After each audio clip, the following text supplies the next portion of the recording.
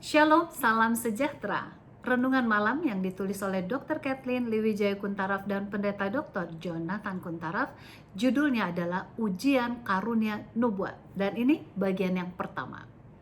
Dan janganlah anggap rendah nubuat-nubuat. Ujilah segala sesuatu dan peganglah yang baik.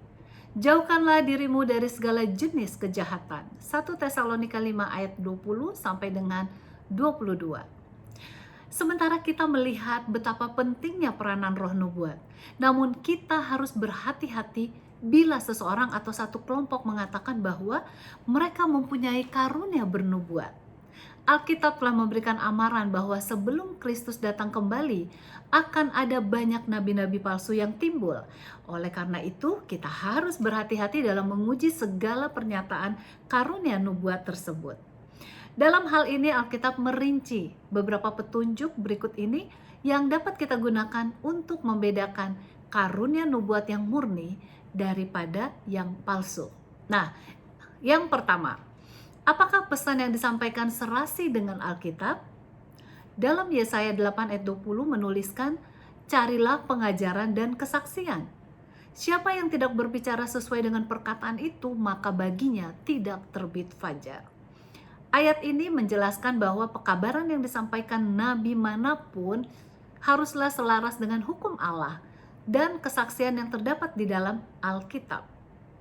Nabi yang datang belakangan ini tidak boleh bertentangan dengan para nabi yang sebelumnya.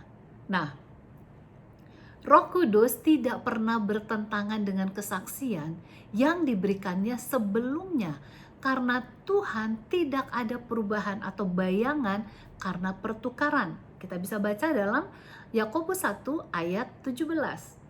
Yang kedua, apakah nubuatan yang diberikannya menjadi kenyataan? Ulangan 18 ayat 21 mengatakan, bagaimanakah kami mengetahui perkataan yang tidak difirmankan Tuhan?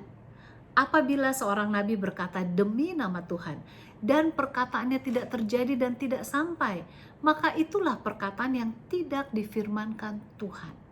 Dengan terlalu berani nabi itu telah mengatakannya, maka janganlah gentar kepadanya.